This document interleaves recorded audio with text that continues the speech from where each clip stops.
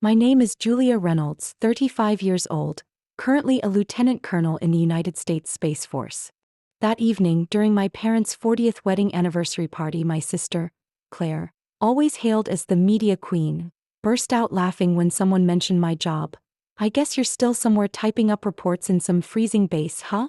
The whole room, full of well-dressed guests, joined in the laughter. My mother nodded, chuckling along as if that comment was perfectly normal. I stayed silent until the door swung open. A young officer stepped in, fully uniformed, walked to the center of the room and turned toward me. "Commander Julia Reynolds. I was ordered to report. And, thank you for saving our lives. Have you ever been treated as invisible by your own family, until an outsider walked in and showed them who you really were? Leave a comment if you've ever felt misjudged by your own flesh and blood. Hit like if you've ever had to earn respect not with words but with action. And don't forget to subscribe, because what happened after that thank you left the entire mansion in breathless silence. I grew up in an old 2-story house on the outskirts of Boston, where the wooden stairs creaked every time I stepped on them, and the bedroom window looked straight out to a sky full of stars. It was the first place I learned to love quiet things. The glow of distant planets, the motion of constellations, the complete silence that fell when night came and the world drifted to sleep. I loved the sky, loved space ever since I was a child. When Claire was practicing speeches for debate tournaments, I would curl up by the window with an old astronomy book my grandfather had left behind. While she received applause and cake every time she won an award, I drew satellite orbits in pencil on scrap paper and taped them to my bedroom wall. My mother, Elaine, always told me to be more outgoing, stop living in your little world. Her favorite phrase was, "Why don't you try something like Claire?" To her, everything Claire did was a model to follow.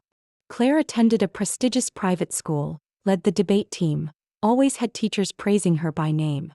One time I scored a perfect grade on a physics exam, and when I eagerly handed the paper to Mom, she glanced at it and asked, "Claire has a presentation at City Hall. Are you coming to support her?" I wasn't angry at her. I just slowly began to understand that love in our family wasn't divided equally. Claire was always at the center and I was like a satellite orbiting her, close enough to see but never bright enough to be seen. My stepdad, Mark, was the only one in the house who treated me like I had value. He often fixed electronics in the garage while listening to me talk about potentially habitable planets beyond the solar system. He never said much, just nodded and handed me a chocolate chip cookie, or sometimes a small kit so I could build a model spacecraft. "She's got an engineer's mind," he once told my mom after I successfully built a mini gravity sensor. She just shrugged, "Fine as long as she doesn't drop out of school." By the time I hit middle school, Claire was appearing on the covers of gifted student magazines. Every holiday, Elaine would print color copies of articles about Claire and tape them to the fridge. Meanwhile, the poem I won an award for in a statewide literature contest got stuffed in the bottom drawer of her home office, alongside overdue bills. Nobody said anything, but I understood. I wasn't their pride. Every summer, while Claire attended international camps, I stayed home with my homemade telescope, sneaking it up to the roof at night. I remember vividly how it felt to sit there shivering in the wind, just to get a clearer view of Saturn's rings, or trace Jupiter's movement by hand. I once dreamed of working for NASA, maybe orbiting a space station somewhere without Claire, without Mom, just the stars. And me? I used to hope that just once Mom would ask me, "What's your dream?" But the only question she ever had for me was, "Did you finish clearing the table?" Claire, on the other hand, got, "How's your summer program? Did your debate coach compliment you? Do you want me to help you pick a new dress for the interview?" There was one time in 8th grade when I was chosen to represent my school in the city science fair. I had built a UV radiation sensor system that could attach to a basic flight device. I spent 2 months perfecting it and even asked Mark to buy me a new circuit board. When the day of the event arrived, I invited Mom to come with me. She declined. "Claire has a meeting with the Yale recruiter." I went alone. I won 2nd place. When I got home, I quietly placed the certificate on the kitchen counter. She walked by, glanced at it, then said, "If Claire were here, maybe you'd be more motivated." That's when I started learning how to be silent. Not because I had nothing to say, but because I realized my voice wasn't designed to carry in this house. Instead of arguing, I poured myself into studies, machines, star charts, and complex code. I found it easier to breathe when I stopped trying to be understood. But what I didn't expect was that Claire noticed. One evening when I was 17, I was reading in my room when she walked in holding a cup of tea. "What are you always buried in?" she asked, half joking. I gave a small smile. "Technical papers from Space Command. They released a new encryption protocol on the satellite network." Claire nodded, glancing around my simple room. "You're weird," she said. "But weird in a purposeful way." I didn't respond. I wasn't sure if that was a compliment. But after that she went back to being Claire. Radiant, magnetic, always with a story to tell and someone eager to listen. I remained Julia. The name people only mentioned when someone asked, "Claire has a sister?" And that stayed the same, until the day I made a decision no one in the family saw coming. A decision that left my mother speechless, and made Claire laugh out loud at dinner like I had just announced I'd bike to the moon. But that's the part of the story I'll tell later. After you've understood why I chose that path. Why I had to go. And why I never looked back. The day I received the invitation letter from NASA, my mother nearly dropped her coffee. She looked at me wide-eyed and asked in a shaky voice, "What did you say?" "NASA, for real." I nodded and showed her the printed letter with the embossed logo at the top left. Claire rushed in from the living room, snatched the letter, and looked at me with an unreadable expression. "What did you do to get this?" Before I could answer, Mom pulled me into a hug, something she hadn't done since I was a kid. "You really surprised me," she whispered, her voice trembling. In that moment I thought maybe, just maybe, I had reached what I'd longed for as a child, to be seen as a source of pride. But just a few days later, when I sat down at dinner and told everyone I wasn't accepting NASA's offer and would instead join the United States Space Force, the room fell completely still. Claire slammed her knife down on the plate, tilted her head at me. "Are you serious? You're turning down NASA to join the military?" I calmly replied, "It's not rejection. It's a different choice. I want to work on the ground, where decisions can prevent wars before they begin." My mother was speechless. She set her napkin down and leaned back in her chair. "Julia, do you even know what you're doing? Do you realize how it'll look to people, turning down a once-in-a-lifetime opportunity to put on a uniform and live on a base?" Claire scoffed, her laugh sharp like glass breaking. "What, are you planning to launch into orbit with a keyboard?" I didn't respond right away. I looked at them and placed another letter on the table. A special invitation from the Space Force, offering me a position on the strategic team for signal analysis and space security. I applied for this 3 months ago. I've been preparing. They need someone with experience in AI and cosmic data architecture. I want to be somewhere that actually makes an impact. Mom stayed silent. Not angry but still a stone. Claire leaned toward her and whispered, "She's embarrassing the family. Who turns down NASA to be a soldier?" I looked at my stepdad Mark. He hadn't said a word. His fingers tapped the rim of his glass slowly. After a moment he asked me just one question, "Are you sure?" I nodded. "I've thought it through. This is my decision. Not to go against Mom, not to compete with Claire. Just because this is where I belong." He nodded slowly, then turned to Mom. "If Julia's chosen, let her go. She's grown." Mom turned to him, clearly upset. "You always indulge her. Do you know what the press will say? Our daughter got an offer from NASA and chose to enlist? What does that say about how we raised her?" He didn't respond. He just looked at me and said gently, "When I left the Navy, everyone thought I was crazy. But I've never regretted it. If Julia believes this is right, let her do it." That sentence didn't calm Mom's anger, but at least it let me breathe. I walked away from the dinner table that night with a tangle of emotions, relieved to have Dad's support, but bitter over Mom's rejection and Claire's barely concealed mockery. That evening, I sat alone on the porch as the cold wind slipped through my fingers. The sky sparkled with stars like glitter scattered across a black canvas. I looked up, thinking about what lay ahead: grueling training, sleepless nights, and decisions that couldn't afford to be wrong. But deep inside, all I felt was certainty. I thought about Claire's words, "Fly with a keyboard." Maybe. But if that keyboard could stop an attack, save hundreds of lives, or protect an entire space station out there, then I would keep typing until my fingertips went numb. I didn't need applause. I just needed to feel like I wasn't living someone else's life. And I knew if I didn't go then, I'd regret it for the rest of my life. Even if Mom never looked at me again the way she did when I got that NASA letter, even if Claire called me the soldier, I would still go. Because it was my choice. My mother's 60th birthday was held at a luxury hotel along the banks of the Charles River, with floor-to-ceiling glass walls and white tablecloths glowing under candlelight like something out of a wedding magazine. I knew because I saw the pictures later on Claire's social media. A gold and light-themed event, full of artists, business leaders, and local politicians. I wasn't there. Not because I was on duty, but because I wasn't invited. When I asked Mom, she replied with a curt text, "The vibe's a bit different this time. You probably wouldn't feel comfortable. Plus, the photos are going in the press." I reread that line more times than I'd like to admit, trying to figure out if she was trying to protect me, or protect the family image I was no longer part of. I used to think it was just a misunderstanding. But then came Claire's wedding, the one the Boston Chronicle described as a royal day in the heart of the city. No invitation came. Everyone else in the family was there. Mark quietly handed me a small envelope weeks later. "I planned to bring you, but your mother said the event's security wouldn't allow guests not on the list." I didn't ask any more questions. In the wedding photo Mom sent by email, Claire stood beside her husband in a crystal-studded gown, her smile radiant, surrounded by familiar names. Uncle Jim, Aunt Carol, even Nate, then 15 years old, standing as a groomsman. I wasn't there. I wasn't part of one of the biggest days of my family's life. I also didn't appear in the 3-week vacation in France, where they rented an entire chateau in the Loire Valley.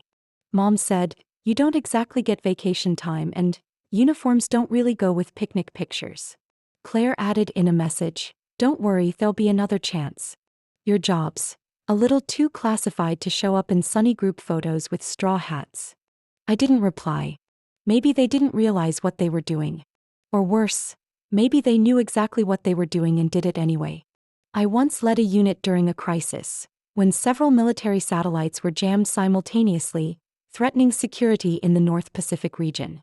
For 72 hours, my team and I stayed on call, analyzing data, making decisions minute by minute. After the mission, I was awarded a commendation at a closed ceremony, with a few high-level officials and representatives from the Department of Defense in attendance. A handwritten note from command read, "Your leadership stabilized an entire chain of international responses. This is distinguished service to the nation." I didn't tell Mom about it. Not because I was being humble, but because I knew she'd ask, "Did anyone outside the military hear about this?" And if I said no, she'd just nod and shift to talking about Claire's upcoming gala. A week after I received the medal, I mailed Mom a card. Not to brag, just to share. I tucked in a photo of me with my team in uniform holding the award. A few days later, she called. Her voice was a little awkward. "You did good work, I know that. But you know, this kind of thing doesn't really fit the living room decor." I stood there listening, feeling like someone had placed a hand around my chest and tightened it. Not because she wasn't proud, but because her pride only seemed to shine when others were watching. I started keeping everything important to myself. The nights I stayed up alone in the command room when communications between space units broke down. The moments I had to make the final call about redirecting a satellite, knowing one wrong move could trigger an armed conflict. I stopped trying to tell anyone. I just wrote them in my notebook and locked it in a drawer. Claire was the opposite. Every event she hosted came with its own media team, its own hashtag, even recorded interviews. Mom would proudly tell her friends, "My daughter runs events for tycoons, politicians, even Hollywood stars. She's got an eye for design and a strategic brain." As for me, when people asked about me, Mom just said, "She does something in the military, pretty secret stuff. Can't talk about it. Can't talk about it, or not worth talking about." I remember one Christmas Eve, I was on leave on December 24th. I came home, brought gifts for everyone, wrapped them carefully, placed them under the tree. Claire walked in wearing a bright red dress and carrying a bouquet 3 times the size of the gifts I brought. She talked about a Manhattan party where she had just shaken hands with the state governor. Mom listened wide-eyed, laughed at every sentence, nodding non-stop. When I sat down and shared that I was leading a team analyzing conflict signals in Asia, Mom just gave a small smile. "Sweetie, let's not talk about stressful things during the holidays. Who even understands all that technical stuff?" The room went silent. Not because they didn't hear me, but because no one saw any reason to listen. I retreated to the kitchen, opened the fridge, poured a glass of water, and stood there for a long time. Mark came in after me. He didn't say a word. He just placed a hand on my shoulder so light it barely touched. But I knew in that moment he was the only one who understood. And from that day on, I stopped coming home for Christmas. No birthdays, no weddings, no French picnics, no charity galas. I stayed on base, worked, read reports, and waited for the next mission to arrive. Because there, at least I existed. Even in uniform, even without a smiling photo, I was called by name.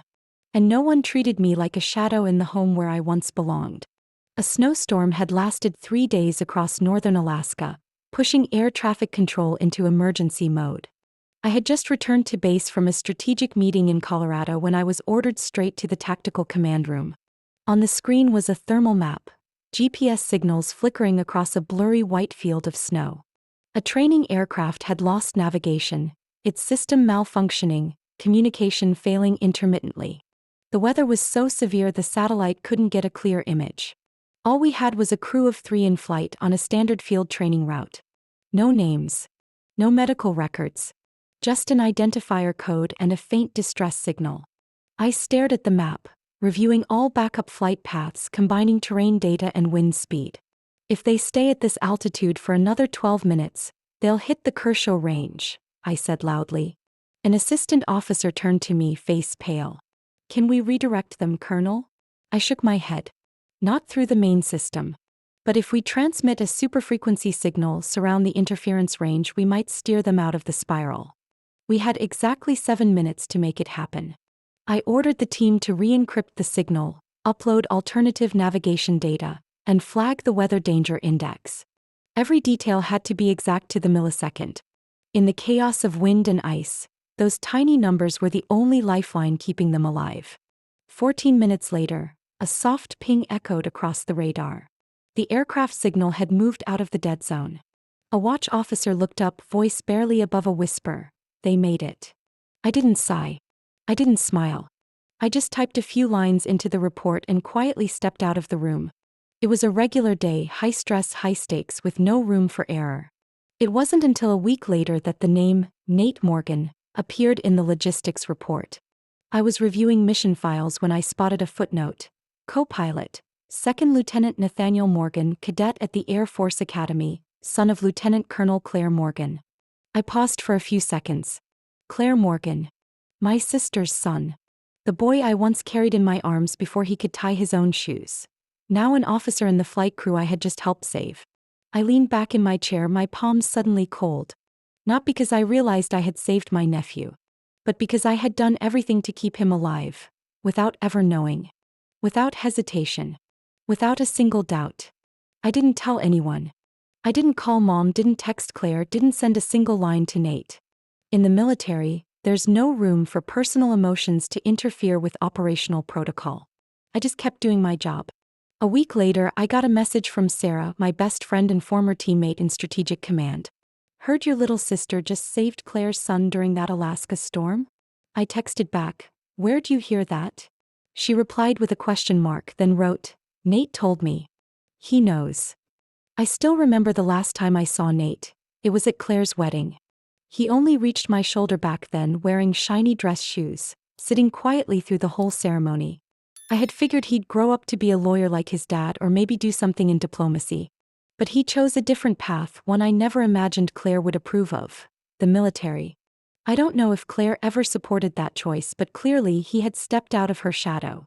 And now, somehow, he had entered my world, completely unexpectedly. That evening, I sat alone in my office, the light just bright enough to illuminate the folder on my desk.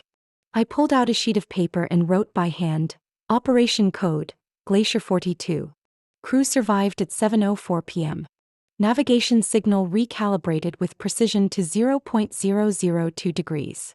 No casualties. I paused, then added one more line.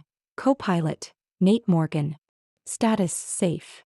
I folded the paper, placed it in an envelope with no name, and stored it in my drawer. Just a quiet reminder that sometimes, it doesn't matter if anyone knows what you did, as long as you know it was right.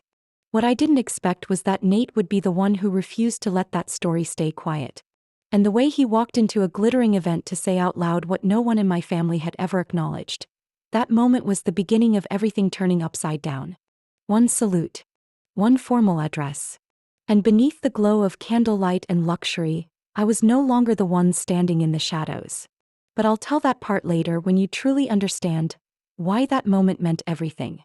I returned to base after 12 straight hours of meetings at the Pentagon, barely got 3 hours of sleep before I received a call from Dad.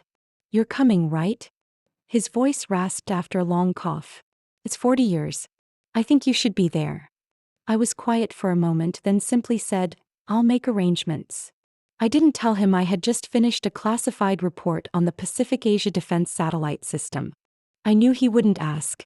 2 days later, I stood in front of Claire's mansion. The Boston sky was dull gray, light snow drifting onto my windshield. I wore a charcoal suit, gray tie, no uniform, no medals. In my hand was a bottle of wine I had picked out myself. Not one of the rare labels from Claire's cellar list, but I knew it was a good one. I walked up the steps and rang the bell. Soft music echoed from inside, along with Mom's familiar laughter. Claire opened the door, her lips painted red, wearing a fitted gown straight out of a fashion magazine. Her eyes quickly scanned from my shoes to my collar.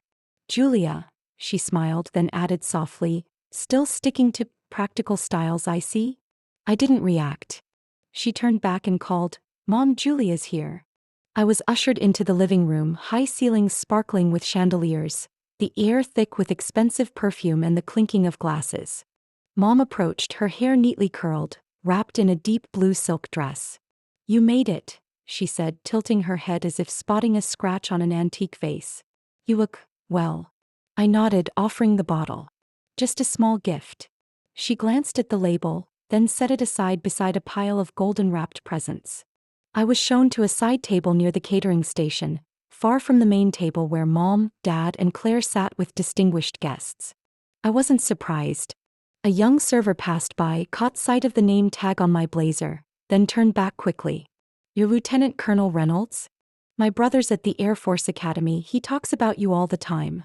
I gave a small smile and nodded in thanks, then returned to my quiet meal. As dinner began, Claire stood to raise a glass.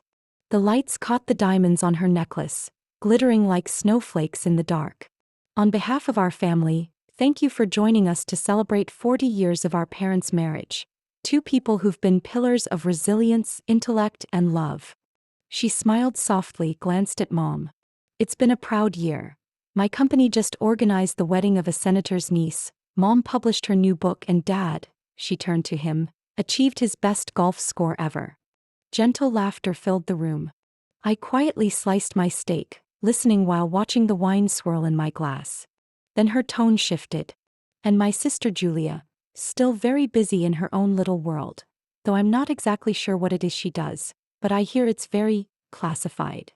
Laughter rippled from the main table, mixed with a few glances toward me.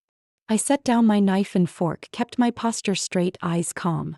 Claire went on, her voice breezy, "I've always told Julia she should write a memoir, something like Life in the Shadows. Because honestly, who even knows what she does, right?" I stood, intending to leave, when the front doors suddenly opened. Footsteps echoed across the marble floor. A young man in full Air Force dress uniform walked in, cap in hand, jacket perfectly pressed, eyes focused. The room went silent. I looked straight at him. "Nate." Tall, sharp, steady gaze. Claire turned, face draining of color. "Nate? What are you?" He didn't look at her. He walked directly toward me, stopped at formal distance, then stood at attention. "Commander Julia Reynolds," his voice was firm, clear, "I'm here to report our mission. And on behalf of the entire flight crew, thank you for saving our lives." Mom dropped her wine glass onto the carpet. Claire stepped back, gripping the edge of the table. Everyone sat frozen. I gave a small nod, keeping my voice steady. "Lieutenant Morgan. No need for formalities here." Nate remained still. "You may not need them, but they do. They need to know who you are." No one spoke. Even the sound of cutlery had stopped. All eyes flicked between Nate and me, then back to Claire, rigid, lips pressed tight. I stepped forward, gently touching Nate's sleeve. "We can talk later. This isn't the..." He cut me off, softly but firmly. "If I don't say this now, no one will. You saved me. And you saved Lieutenant Harding, our co-pilot. If it weren't for your precise navigation signal, we wouldn't be standing here. Mom blinked rapidly. Claire just stared at her son as if trying to decide whether this was a prank. Nate turned to her, speaking. I'm sorry for interrupting your party. But if you ever said she just typed reports at some cold base, then you were wrong. No one moved. I stood there in that warm golden lit room, no medals on my chest, no microphone, no spotlight. Yet somehow, every eye was on me. I didn't leave. I stood tall. Silent. And let that silence speak for everything I had done that they never saw. The next morning, as I was reviewing orbital defense signal analysis, my assistant knocked gently. Ma'am, there's a woman named Claire Morgan in the civilian reception lounge. She says she's your sister. I stopped writing, feeling like time had just been pulled back to the night before. I didn't need to ask why she was there. On the way to the lounge, I wondered what could have brought Claire, always the one who walked into every room like she owned it, to show up at a military base. That wasn't like her. But then I saw her, gray coat, high heels crossed, hands wrapped tightly around a paper coffee cup like she was trying to draw warmth from the last thing she had left. I opened the door. She looked up. Claire's face no longer carried its perfect makeup. Under the dim lights of the reception room, her eyes looked tired, red, like she hadn't slept all night. Hi, she said, voice raspy. Or should I say, Lieutenant Colonel Reynolds. I sat down across from her, keeping just enough distance. Your call. Both are true after all. Claire gave a weak smile, eyes glancing around the bare room. Plain chairs, white walls, a single bulletin board with base regulations. I didn't think the base would be this stripped down. I tilted my head. My work doesn't take place on red carpets. It lives in risk maps and data models. She was quiet for a moment, then gave a small nod. I figured as much. Silence stretched between us until Claire spoke again, her voice without its usual edge. I came to say I was wrong. I didn't respond. I needed her to finish, not out of curiosity but to see if she truly understood. All these years, Claire continued, I've lived in a world where everything was curated. Every step, every relationship, every photograph had to be beautiful, perfectly timed, and carry the right message. In that world, I thought success meant being admired. Her voice softened. But last night, for the first time, I saw admiration without lights, without speeches. I saw you standing there not saying a word and people still looked at you. Because what you did mattered. I leaned back in my chair, fingers interlaced. I don't need to be seen. I just need to do what's right. Claire nodded slowly. I understand. And maybe, that's why I was always jealous. Her words made me look up. You? I asked, though deep down I already knew. Yes, Claire said, meeting my eyes. I was jealous that you didn't need the spotlight to exist. You have a world where people believe in you for your ability, not the mask you wear. And me, the longer I lived in perfection, the more afraid I became to step back, because I didn't know what would be left. I looked at the woman in front of me, the one who used to stand atop stages at galas, who once made our mother cry with pride, who once called just to tell me to cut my hair neater for formal events. Now she was sitting in a cold, plain room, admitting loneliness and disconnection. That's why, she continued slowly, I put you in a box. A safe supporting role. The perfect shadow so I could shine without being outshone. Kept my voice level. You once asked what I planned to do with my life, remember? I didn't answer because I hadn't figured it out. But now I can say this, I'm living it. Not for Mom. Not to outdo you. Because I know what I do matters. Claire bowed her head. I know. I'm sorry. I took a slow breath in, then let it out. An apology can't erase the years you made me feel small. But at least you came today. Not with a perfect smile. Not to win a debate. But to listen. She looked at me, blinking rapidly. I don't expect forgiveness right away. I just want to understand. And if you'll allow it, I want to start over. Not from the role I played, but from who I really am. I stood and walked to the door. I have a meeting at 11 o'clock. We'll talk again. When I'm ready. Claire nodded gently. I'll wait. I opened the door and stepped out. I didn't look back. But inside something shifted. Not forgiveness. Just a crack forming in the wall I had spent years building. And that, while not yet trust, was enough to be called beginning to understand. That afternoon, A cold wind rolled in early, gray clouds blanketing the road into base. I had just wrapped a video call with the Strategic Intelligence Division and was still adjusting the coordination data when my assistant notified me someone was waiting in Lounge 2. Lieutenant Nathaniel Morgan, ma'am. He says he has full security clearance. I paused for a few seconds, rested my hand on the desk, then stood and moved quickly down the admin hallway. Claire's voice from the morning still echoed in my head, words coded in truth. But as I opened the door, I was no longer thinking about her. Nate was standing there, holding a thick envelope wrapped neatly in dark blue board, his expression a mix of seriousness and the quiet familiarity of the boy who used to sit in my living room during Christmas. "I'm not here to interrupt your work," Nate said, voice lowered, posture straight like he was reporting to a superior. "I just wanted to give you this in person." I invited him into the office, closed the door and poured 2 glasses of water. Nate set the envelope on the desk, then sat across from me. The tech unit recovered footage from the Alaska mission. There was a moment they accidentally captured from the command screen. I thought it was worth keeping. I opened the envelope. Inside was a large, high-resolution photo. I saw myself in the coordination room, bathed in a dim blue light, eyes focused, arms extended toward the signal screen, mouth mid-sentence as I spoke to the encryption team. No one in the photo was looking at the camera. Everyone was fully engaged. But my face, in that split second, was captured with intensity, calm, and leadership. Beneath the photo, in slanted dark blue ink, was a handwritten line. "To the one who sees the world in patterns and saves it." I didn't say anything. I didn't need to ask. I knew the handwriting was Nate's. He sat quietly for a moment, then said slowly, "I used to think the people at the coordination desks were just support staff. But in the cockpit, in the middle of the snowstorm and signal distortion, the only thing we could cling to was a clear voice at the exact right time. That voice was yours. You didn't just guide us out of danger. You gave us numbers faster than the plane's own feedback system. You couldn't see us, but we flew as if you were our eyes." I gently set the photo down, a wave of emotion settling in. Nate continued, eyes brighter now.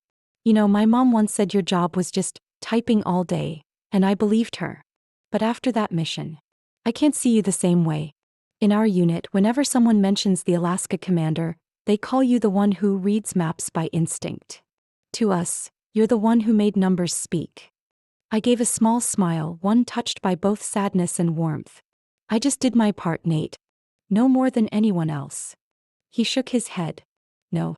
You did more. You did what not everyone has the clarity to do in that moment. And most of all, you did it without needing to be seen."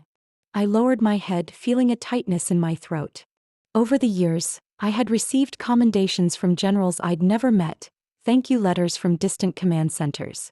But these words, from someone in my own family, from a boy who once thought I was just the quiet sister stationed on a secret base, cut through everything.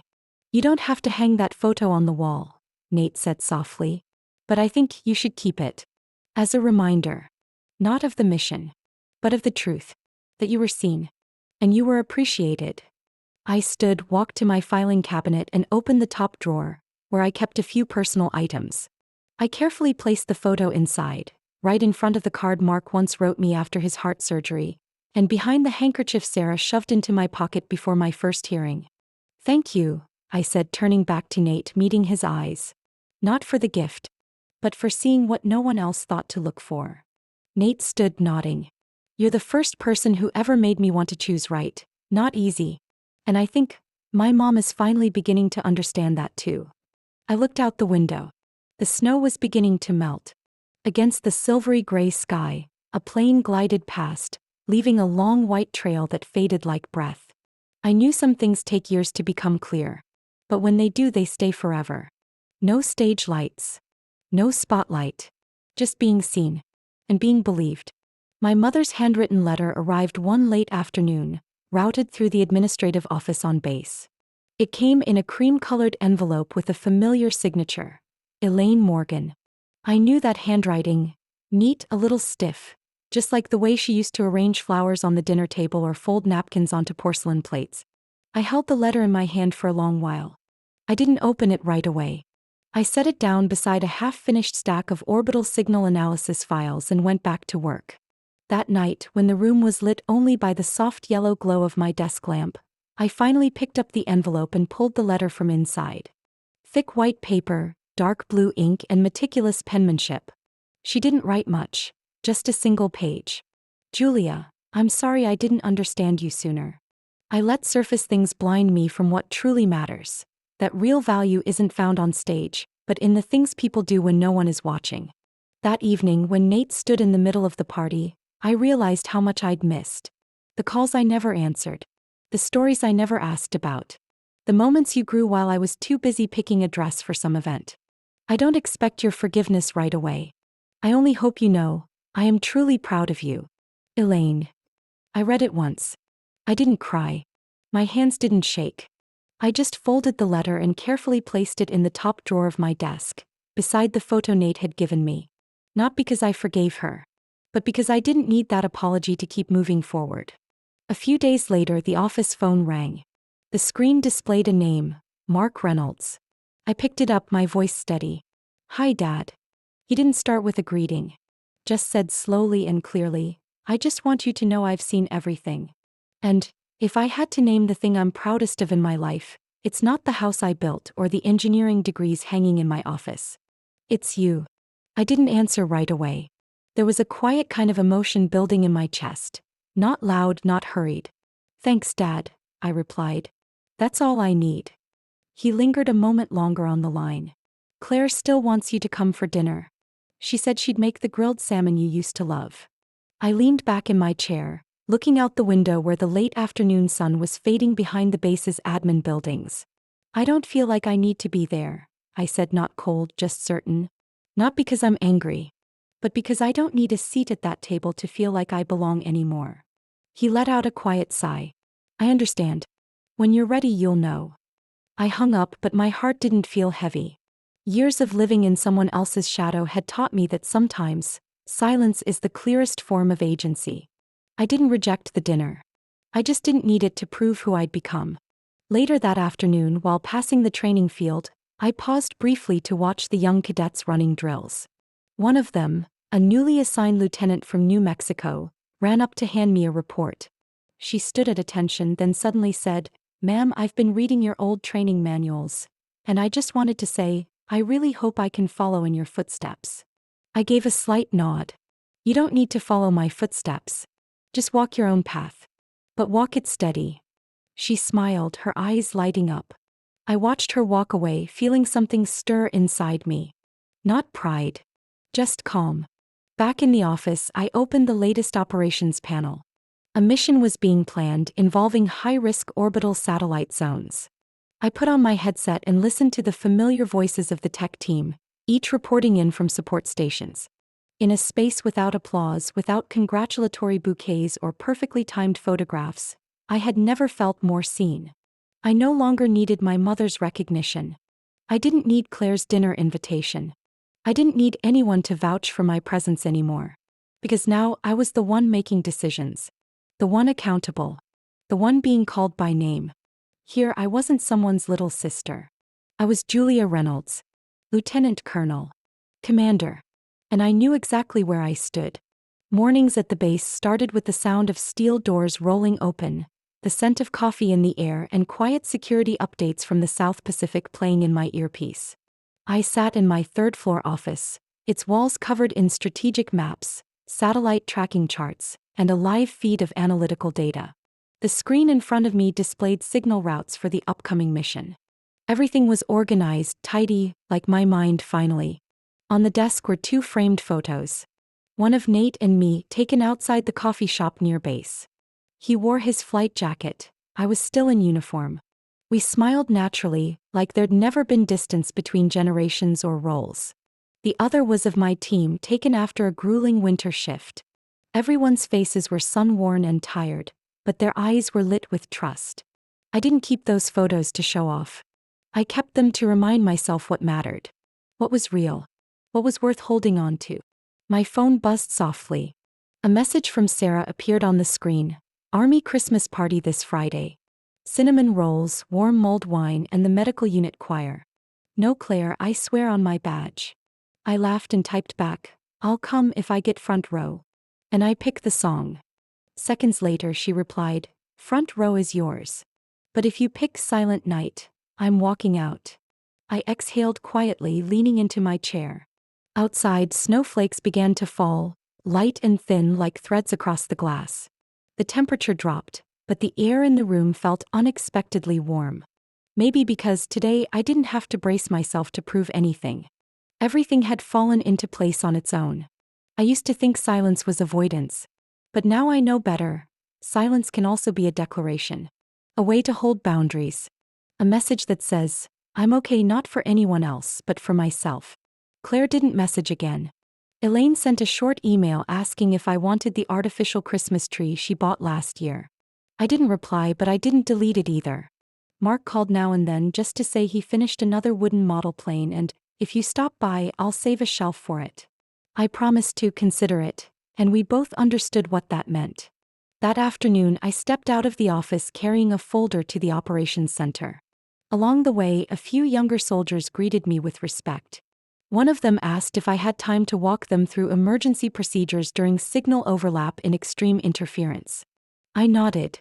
We agreed on tomorrow morning. I like sessions like that. No ceremony, no slogans. Just a young person needing experience and me willing to share it. Late in the afternoon, as I returned to my office, snow had already blanketed the rooftops of the logistics wing. Light from the dining hall spilled through the glass windows, casting a pale orange glow on the wall. I poured myself a cup of hot water and opened the latest mission report.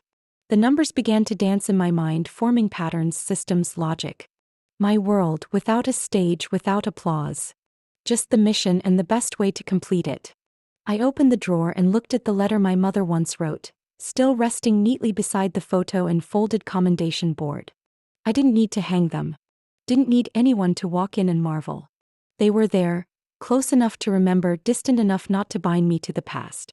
Someone once asked me, "How do you know you're on the right path?" I didn't have an answer then.